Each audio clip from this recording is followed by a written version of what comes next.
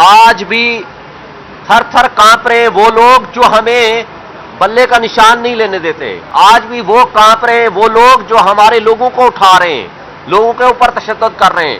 اس سب کچھ کے باوجود جو ہمارے ساتھ ہو رہا ہے, اس ظلم جبر اور بربریت کے ماحول کے باوجود بھی ہم ہر حلقے میں مقابلہ کریں گے. ہمارا ہر لیڈر اور ورکر مقابلہ کرے گا, الیکشن لڑیں گے اور الیکشن جیتیں گے. آپ کو اگر 1 سال پہلے یاد ہوگا عمران خان کا انٹرویو, 4 باتیں کی تھی عمران خان نے.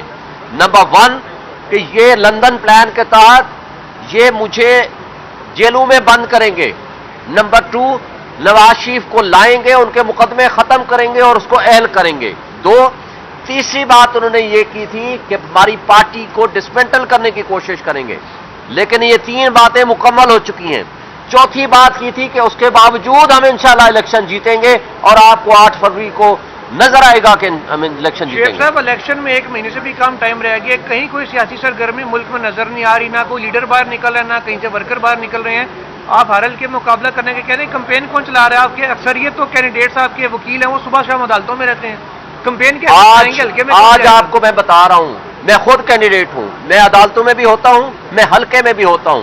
الحمدللہ میں جس حلقے اور جس ایریا میں جا رہا ہوں لوگوں کی محبتیں اتنی ہیں.